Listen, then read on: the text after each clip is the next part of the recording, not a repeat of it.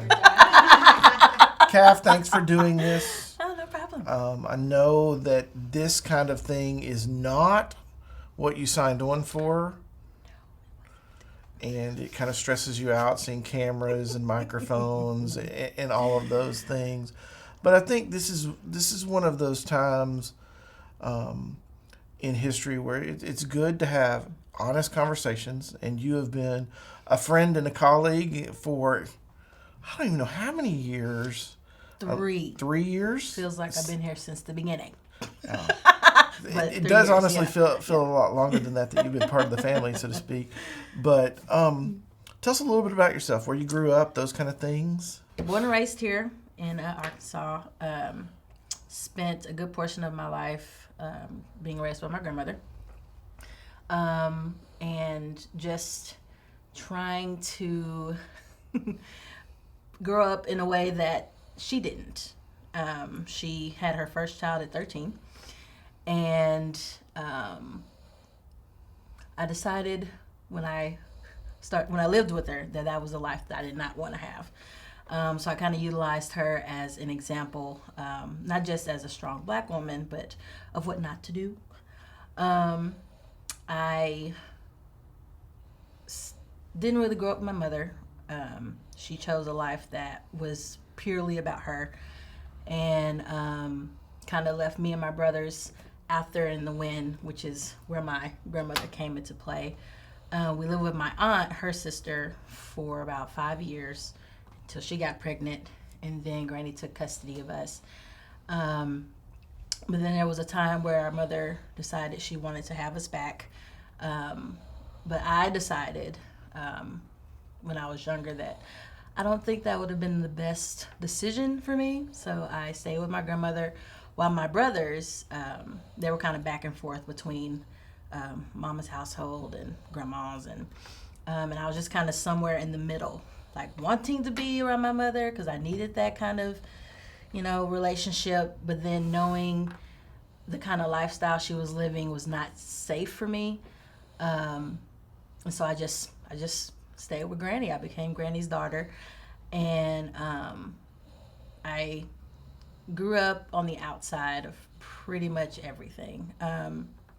Because it was just me living in a single parent home. And even though I was living with her and she was providing for me, there were still things that I didn't have the tools for in regards to finances and proper education and things like that. So I looked to outside sources for those examples, and I just knew early on that I wanted to be different, and I had to accept that I was going to be different, not just from people outside the family, but within my family. So moving on, I graduated from University of Arkansas with my degree in creative writing, and just kind of, I'm not doing anything with it, but that's fine. Totally fine. I really went to college for the experience and to really, I guess the opposite of why people go to college, I went for the fun purpose of it. And by fun, I mean educationally. I've always, because Granny was so strict on me in the home, and I worked a lot, like 3 or 4 jobs at a time, I needed something outside of those restrictions that was purely mine. And going to college and taking English classes and learning about different authors and their passions and things like that just kind of spoke to me, and I really got into it. And it also helped bring me out of my shell, because I'm really a behind the scenes kind of, so this but it has helped me to find my voice, and to gain a sort of confidence that I didn't have growing up. And fast forward, I'm here, been 3 years, and in the midst of that, Granny passed away, and I wasn't sure how I was going to handle it. I, all things considered, I think I handled it pretty well, mainly because I was here in this atmosphere with you guys, and having the ability to feel what I need to feel, and to have the space to mourn. And you guys came up behind me and supported me in that, and it was just I'm gonna stop talking about it because I'm starting to tear up. And anyway, but yeah, my life has been pretty interesting in regards to just the things I've been exposed to. And, God rescued me at a very early age, and forever grateful for him to that. And that's one of the reasons why I am where I am today, because of the people that he placed in my life along the way. And so coming here, it was really just like coming home. So I also serve at work at Mardell Christian Bookstore. Been there since 2007. They can't get rid of me, even if they wanted to. But I love it there. I love that I'm able to serve here in the community where I practically grew up, and also go and serve others in a retail perspective. That, because I've worked in retail a lot growing up, and it's a different kind of atmosphere there, and that you have people who are in need of something, and you're in a position that you can kind of direct them in a way. So I can probably keep talking, so you're gonna have to stop me at some point. Let's just kind of talk about. You said something that I think is probably more profound than you know, because I always share with people that when you're 13 and you have your first baby, and you're 26, you're a grandparent, and you're 39 and you're a great grandparent, and we talk about grandparents raising babies. You said that you looked at your grandmother as your role model on the good and the bad, and you said, I didn't want that for my life. What was it that kind of stood out in that decision when she started so early that really was something that kind of broke that cycle for your family, and is in particular for your life? I think it was the struggle I saw her in.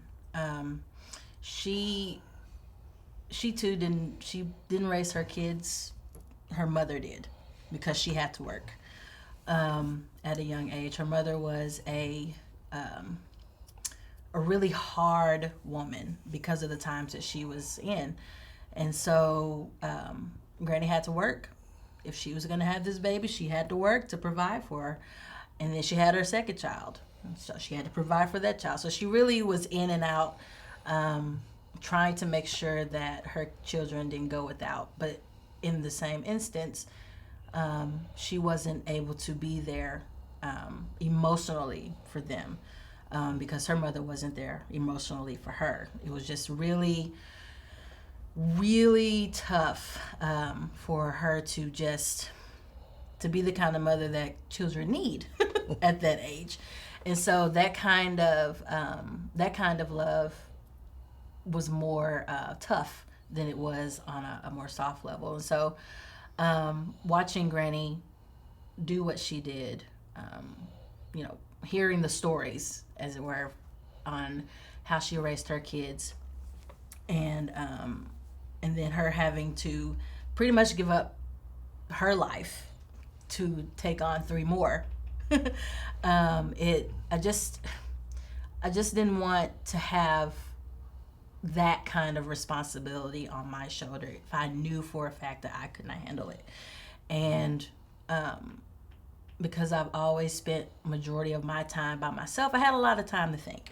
And then just people watching was also a really fun activity for me. It still is, actually. But just I didn't want to struggle like she did, in a way that I didn't want to bring a child or make a decision as serious as bringing a child into this world unable to provide the way that they deserve to be provided for. And, I really wanted to live. Granny didn't get to really live her life because she went from being a mother to a second mother, as it were. It was just, and I've always worked during those years hard to where she didn't have to do so much. But I never thought I really succeeded in doing that. But I wanted to make decisions where I thought she would be proud of me at the end of the day. Like, Caffney, you didn't do what I did. I'm so proud of you. Did she ever say those words? She may have to someone. But like I said, she wasn't really the most affectionate of women based on the examples that she was given. Until, of course, her great-grandkids were born. And then, it was a different story with them. But I love my grandmother to pieces. And the fact that she had so much resolve and so much strength about her, given how she was treated in some of her relationships, and how people took advantage of her kindness when she was kind. It just gave me another level of respect for her, and also opened my eyes to, you can't trust everybody, and if you do, be sure that they are worthy of that trust, and you can in turn give it back to them, which is why my circle of people is so small. And I learned all that from Grandma, and her work ethic. Even when she wasn't able to work, she was always out volunteering. It used to drive us nuts. And she would have us go along with her because she wanted us to see. She didn't want us to lose our ground and where we come from. She wanted us to be able to see what difference we can make just by being present. And she didn't want us to lose ourselves whenever we managed to get higher on whatever ladder we decide to climb on. So, but in that, so she had her first baby at 13, which I'm just going to assume probably didn't finish high school. No, she did not finish high school. And were you the first college graduate in your family? I was the very first college graduate, and I will wear that hat. So what was it that made you decide education was something you wanted to pursue then? Okay, here we go. So in kindergarten, they have those fake kitchens. Okay. Yes. I was playing in one of those. And I had so much fun just being in that area. Because, teachers, they always want you to rotate and, gain some kind of... No. Caffney wanted to be in the kitchen because it was just so much fun just playing make-believe. And Granny wouldn't let me in her kitchen, so, here's one I can really play in, even if it was fake. But anyway, it was not just that, but it was just the atmosphere of the classroom. So many colors, and it was a place where I can get away from all the yelling and the fighting, and I just loved being in that area. And so for a long time, I wanted to be a teacher. That was my goal. Then when I got to high school, I took my first elective, which was creative writing, and everything I still wanted to be a teacher, but I wanted to be a creative writing teacher. Yes. But the longer I stayed in college and I worked, I decided that teaching was not for me and that I wanted to be a writer instead, because that was my outlet for everything. And so, I don't know, I just thought that education itself is just so important. People, when they talk to me, they don't believe I'm from Arkansas because of the way I talk. And I'm like, well, no, I was born and raised here. I just read a lot. Really? Yeah, it's not really that profound. All you have to do is pick up a book, or all you have to do is just put some stuff in your mind that, change the way, because there is a perception out there of African Americans particular that is not good.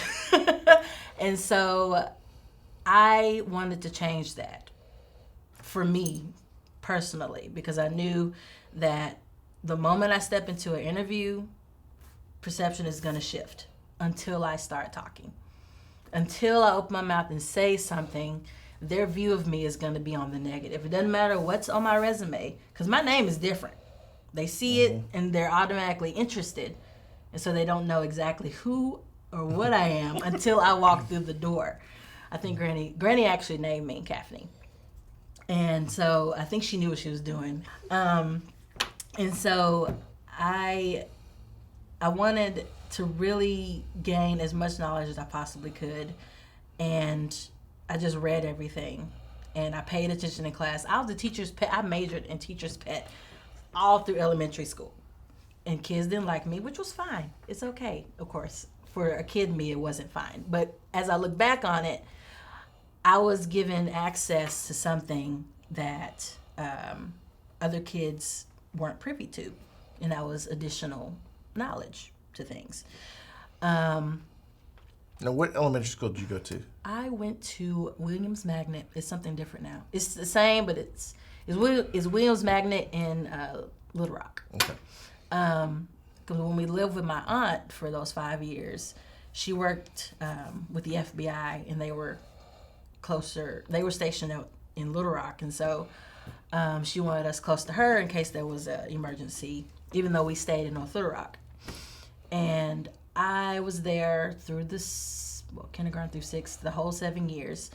My brothers were pulled out, and they went to North Little Rock schools.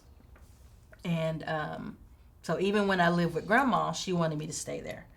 Thankfully, there were school buses that picked up kids and took us out there. And I don't know, it was very different, because it's when I finished elementary and was enrolled in a North Little Rock school, it was a complete culture shock to me. Because I wore uniforms all 7 years. And when I got to North Little Rock, I didn't have to wear a uniform, which meant I got to express myself in whatever clothes I felt like wearing. It was very interesting. Even though there were African Americans at Williams, it wasn't that many. And so when I went to North Little Rock, Lakewood, man, okay. It was like this whole new world, and all the kids knew each other because they all went to the same schools, which kind of kept me on the outside a little bit if it weren't for my cousins, who we all went to school together. If it weren't for them, I probably would have not known what to do. But I got out my shell a little bit more as I progressed, and so graduating from there, it was definitely. Even there, I was always determined to be the best kid as far as educational. I didn't have anything less than a 3.5. I was determined to stay up there because I wanted to make my grandmother proud. She didn't get the opportunity to finish high school, and so it was my goal to do that for the both of us. And then when I went to college, it was my goal to graduate college for the both of us.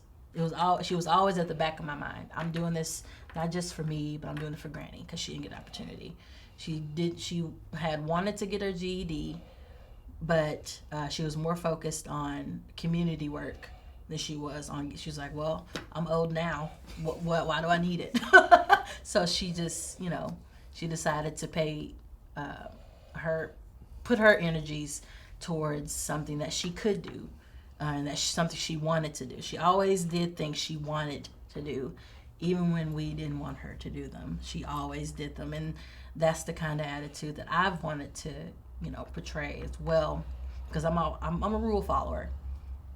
I am, and so she wasn't. She didn't follow the rules all the time, and I was always amazed by that.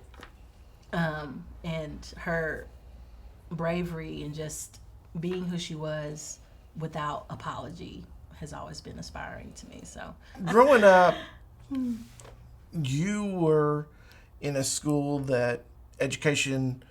And I'm not saying this about the teachers. I'm saying about your peers that were in the school. Education wasn't as valuable.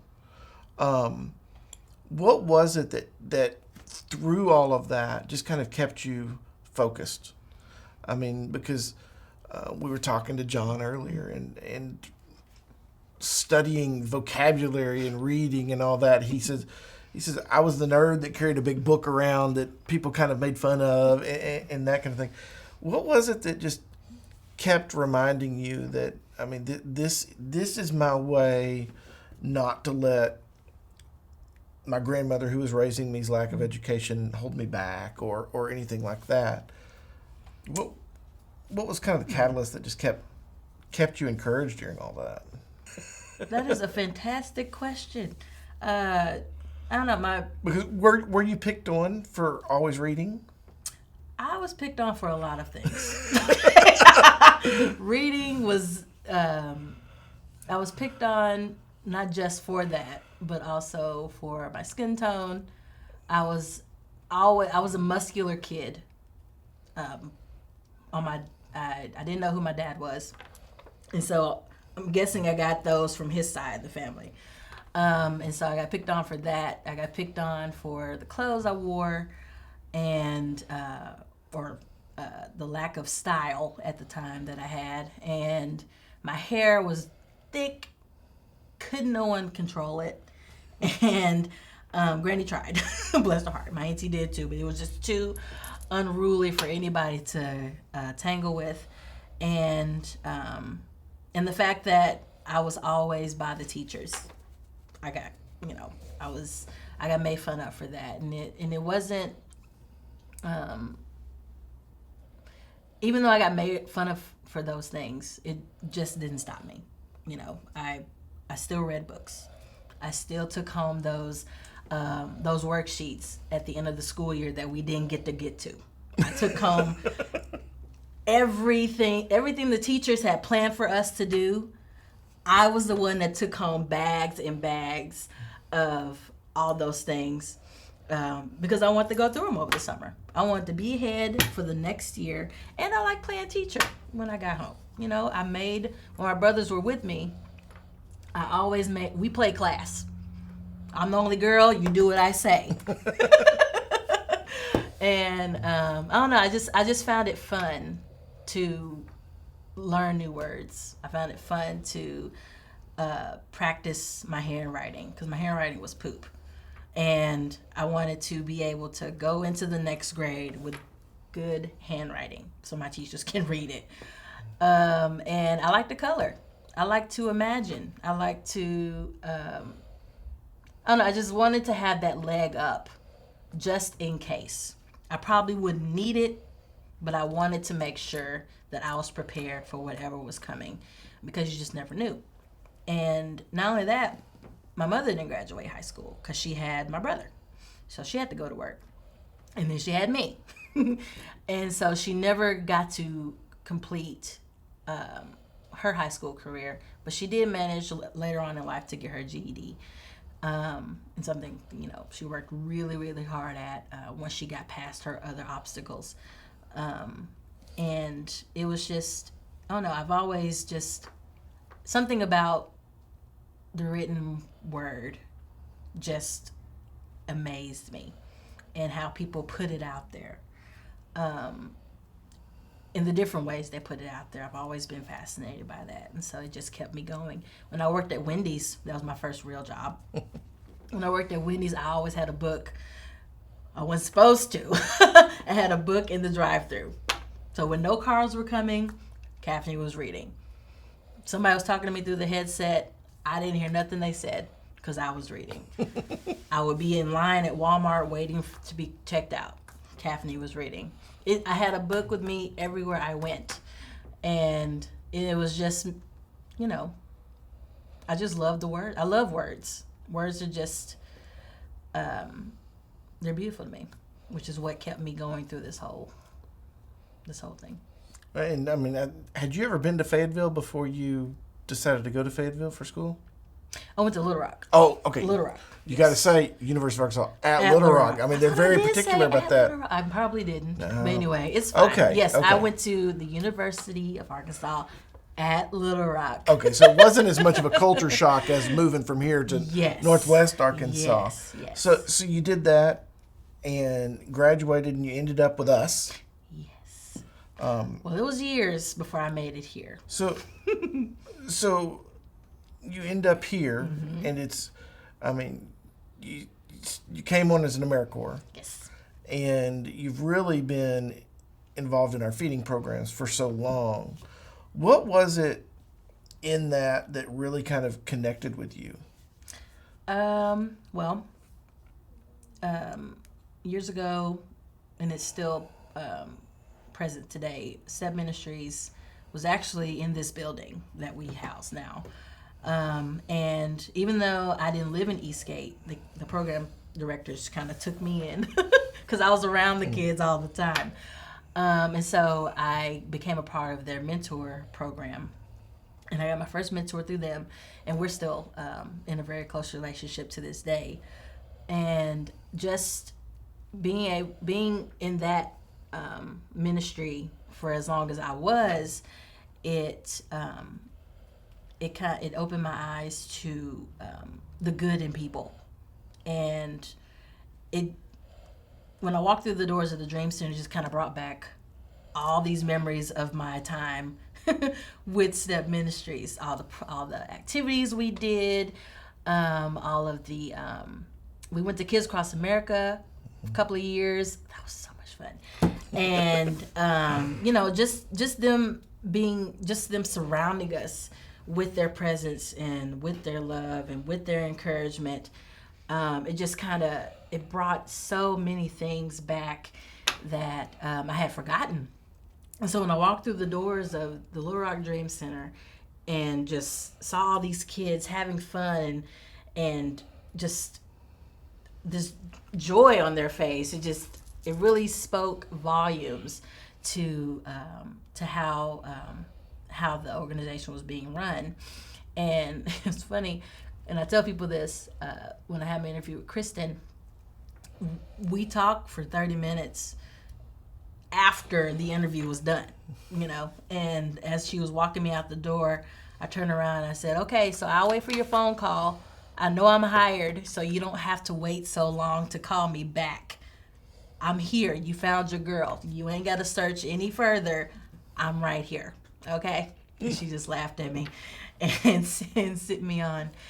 And she called me the next day to tell me that I got it and what the next steps were. And I don't know, coming on as an AmeriCorps member, I don't know what it was about it that I just grabbed on. I learned early on that if I really want something, I have to make myself a valuable part of the team.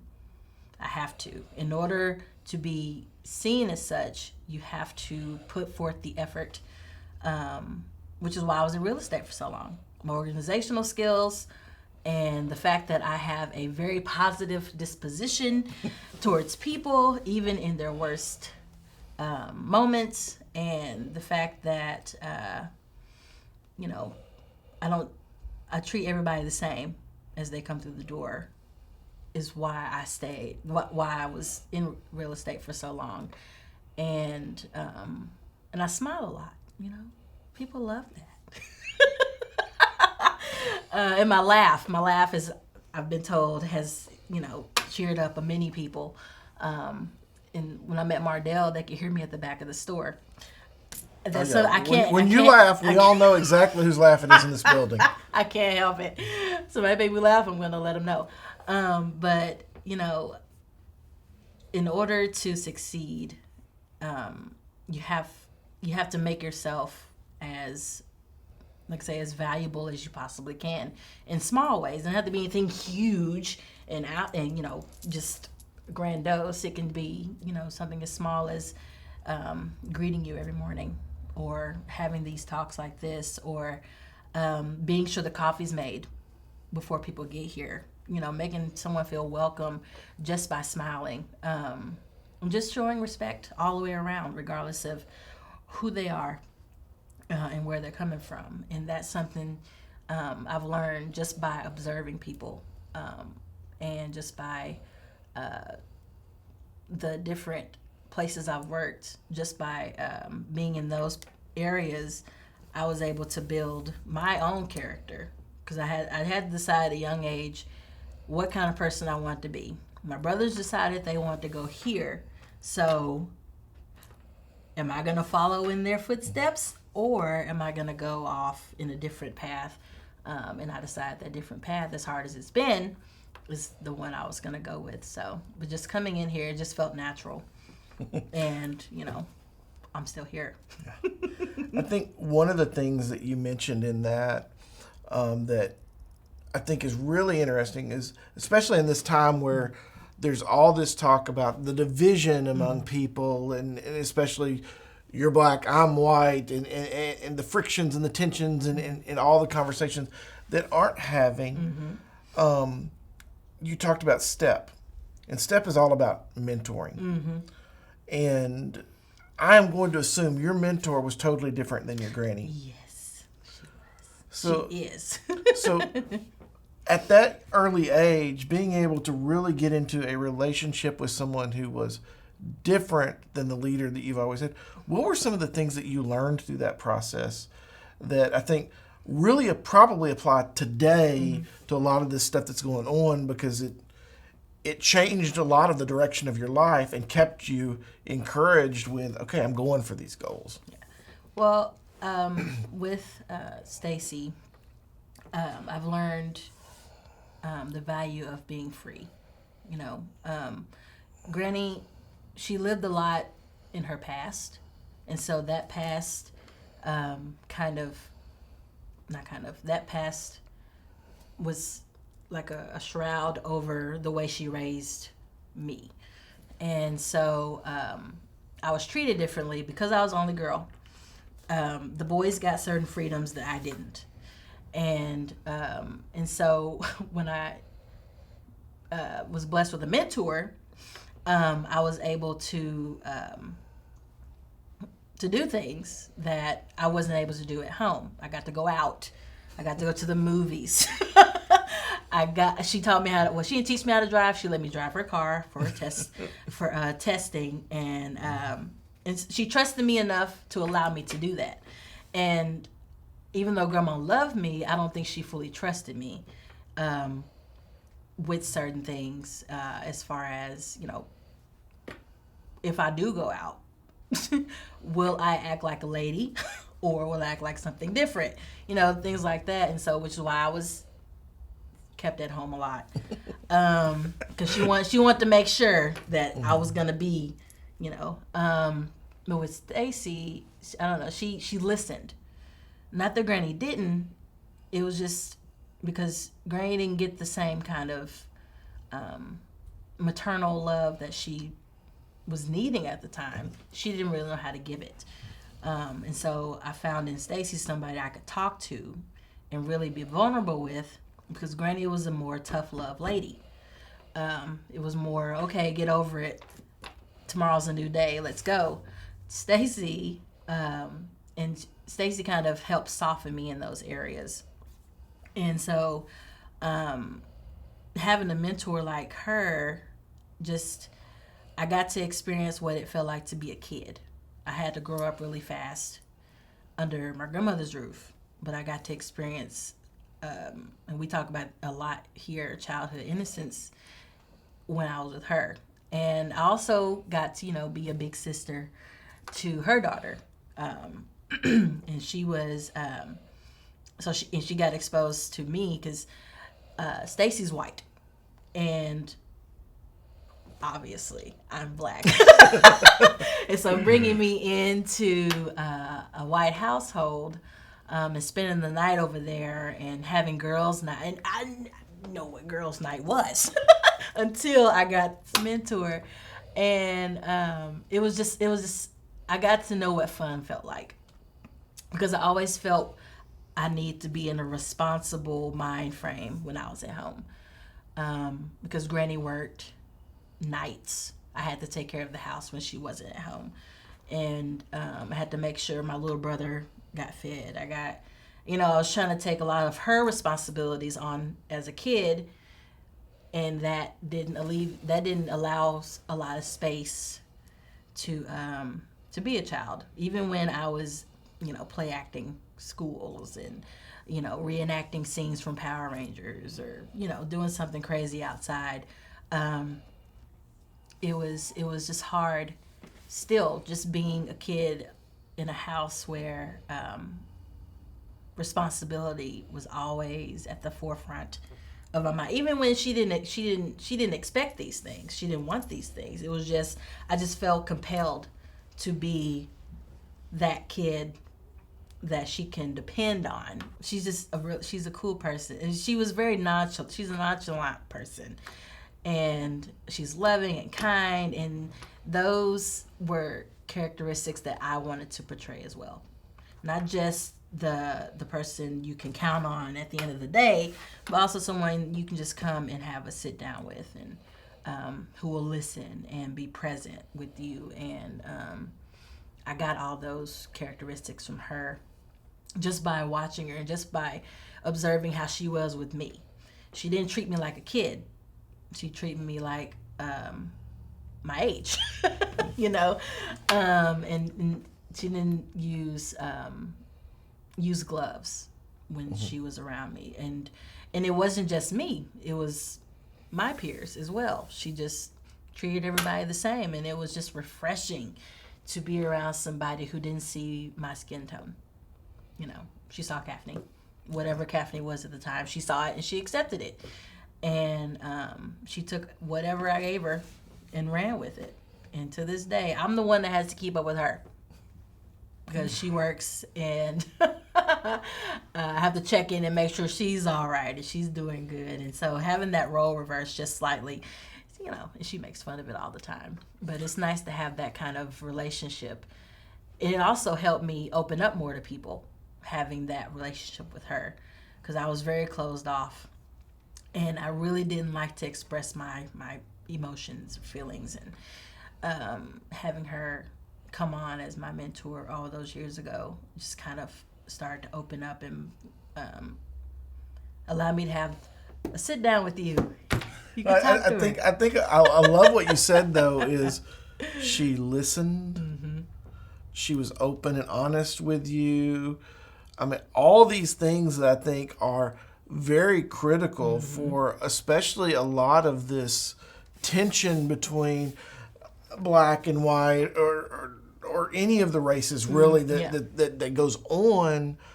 So much of the time, I think a lot of people will judge an entire group of people mm-hmm. and they've never sat down and had coffee with a single person that looks different than they have. Mm-hmm.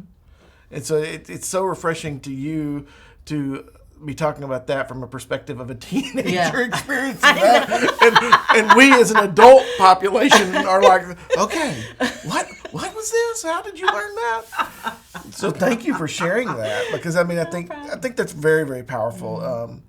Just that whole concept of sometimes the biggest thing we can do to overcome our differences is to embrace them and talk about them. Yeah. Definitely. It's been just the fact that I've been exposed to different groups of people, going from Williams Magnet to a North Little Rock school district, and then working in retail, working in property management, coming on board here.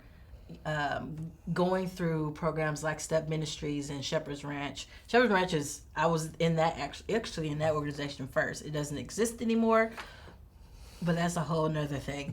But having been exposed to just different parts of things has allowed me to really empathize when a situation is called for empathy instead of sympathy. And being able to see the good in people until further notice, to not jump to conclusions until you have all the facts, and to be calm in a situation where panic is could easily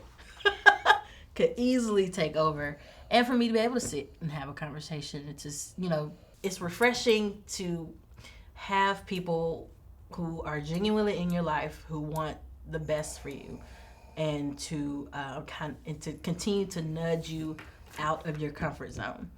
And I believe it's another reason why I'm here, to continue to nudge me out of of my corner, because it's easy for me to just veer back and just let everything else happen.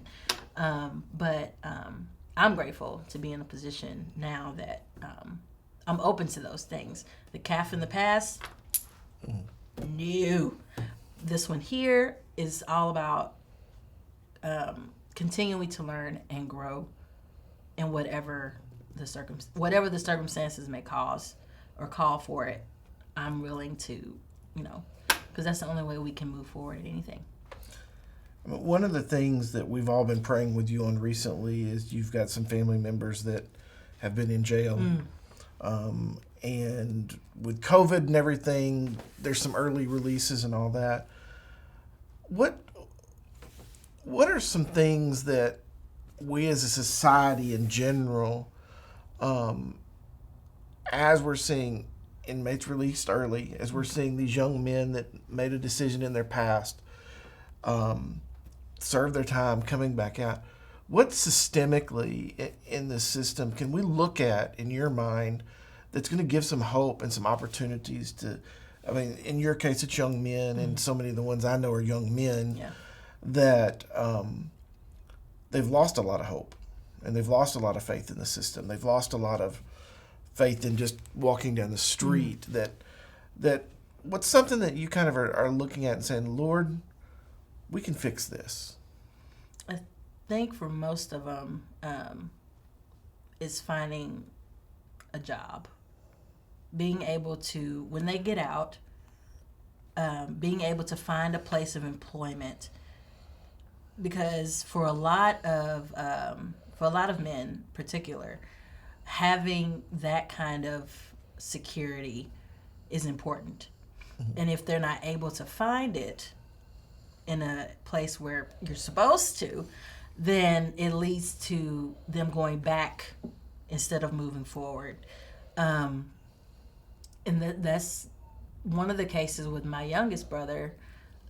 He's been away for some years, and hopefully will be coming home in September.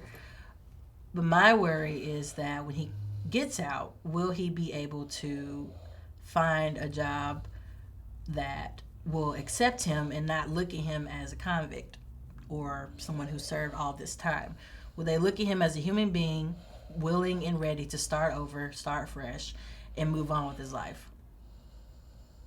Because a lot of that hangs over them when they go in for interviews or something like that. And it's just, it's already hard being a human being as it is. But having a title placed upon you, a label, not a title, a label placed upon you in a society that's supposed to support you during your down times, it's hard. My older brother, he's had a hard life, but he's turning it all around. I've been praying for him for years, praying for both of them actually, but him in particular because he started the whole thing, started the path for my younger brother to follow. And so now that he's a father, and a proud one at that, he's all about his son. And to see that transformation from the angry person he was because the system failed him in so many ways, or he just felt like the world was against him, there's this new light to him. When he went back this last time, which he takes responsibility for his actions. That I can say. This last little round wasn't his fault. And so, but he utilized being inside those walls for the 6 months he was there or so to gain an education. He took classes and, to better himself as a father for his son. And to be able to take what he learned inside and bring it back out and put it to practice, and just seeing that in him gives me hope. And I think it gave him hope too, knowing that he had something that he could work towards. For those that are just coming home, they don't know what they're going to work towards because they may not have that family backing. My brother does. And my youngest one does too. And so because those that are coming out, they don't have that support system, it's harder for them to gain their footing, especially if they're not able to immediately find a job where they can start building. And so I don't know what the solution could be, but I know that those transitioning from prison, for any amount of time, it could be only for 6 months. 6 months can change a person. I think having some kind of support, whether that's a counselor or a family member, whatever, I think something professional wise needs to take place.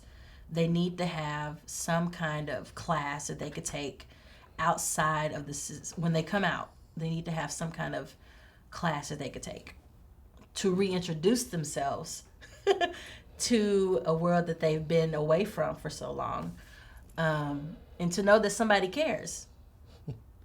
Having someone on their side when they get out and having the resources at their disposal, because not a lot of them do, would be very helpful. I think Our House provides those kinds of services. I think, if I looked on their website correctly, I think they provide some services for inmates reintroducing themselves to society. But it's going to take a lot more than just, of course, finding a job is just one of the things. Right. But if they don't have the skill set for what people are looking for, it's kind of hard to, I don't know. They lose a bit of confidence when they come out. They have a little bit of it inside because they know their schedule, they know their routine, they know. But when they get out, it's something totally different. And I don't know what the answers to that could be. I just based on looking at my two brothers and the struggles they've gone through over the years and how they've fallen back into the same patterns over and over again until they had their first child or their second child. And then they start to make different decisions based on just that. I don't know.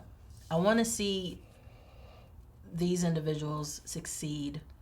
They need the encouragement, the support from not just one, but an entire community, for which they vehemently speak up for. So I don't know. Caff, I want to thank you for sharing, because one of the things when you were sharing your grandmother, my grandmother had a 3rd grade education, my grandfather's 6th grade education. My father and his brother were the first two to go to college in his family, and it was my grandparents drove them that was the option that they had. The other option was death. Yeah. You go and you get your education, Yes. and you break the cycle that was part of the family. And so it's kind of interesting. So much of the time there's stereotypes on single moms or black single moms that they're trying to work the system or they're trying to do things. And I think what a large portion of the population needs to remember is that what all moms want is a better life for their kids. Doesn't matter red, yellow, black, white. Doesn't matter any of those things. Oh, yeah. They want a better life for their kids. Sometimes they know how. Sometimes they don't, and they fight it. I love the story of Ben Carson. And his mother was like forcing him to read. And come to find out the whole time she was illiterate. And that was one of the reasons why she wanted her 2 young sons to learn to read. And so it's so encouraging to see the similarities in your story and my story of grandparents that just wanted the best and wanted to see something overcome. So thank you so much for sharing that and for a new common bond we have together that I didn't know about before. Yes.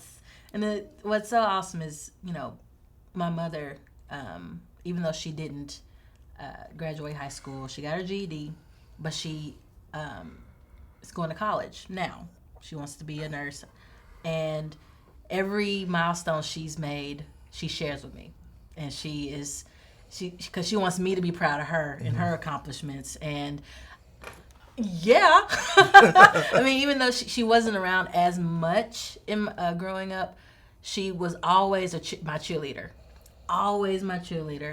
and telling me how proud of me she was, and for me to keep on going, that I can do anything, and it was something that I've always wanted to hear throughout my life. And so even though she wasn't present, she was present, just by the words that she gave. And then when I graduated college, Granny was there, and she was so proud and just beaming, and she just couldn't stop talking about it. And and before I know it, my cousins were graduating college, and it was just on and on and on. My cousin, one of my cousins, she's a fantastic nurse, and she's going for her doctorate. And Granny instilled all these values in us because she herself, she wanted what was best for us, and she wanted us to succeed in a way that she never had the opportunity to do. And it's just and I believe that regardless of where we start off in life, as long as we work hard at it and we surround ourselves with the right kind of company, people, and resources, then we can do anything. We can. And that was when I want to say when I was 10, I had made that decision to do just that. I wanted a different life than what I've was privy to, because I knew that was better. I knew, and all I need to do was the work. And so I'm very happy to have had the opportunity to grow under my grandmother's house, under her I won't call it rule, but her influence. And just I mean, even during these times right now, I think about her, and I think about if she had lived to see today, what would she be doing? She'd probably be at the Capitol every day with everybody, making them laugh, and just sharing whatever wisdom she has with the young people. And just, because she wasn't the type to sit still. As much as we wanted her to be, she did not like to sit still and stay at home. But, because of what she was going through at the time and what took her eventually, she had to slow down. But even when she was bedridden, she wasn't slowing down. She wanted us to keep going.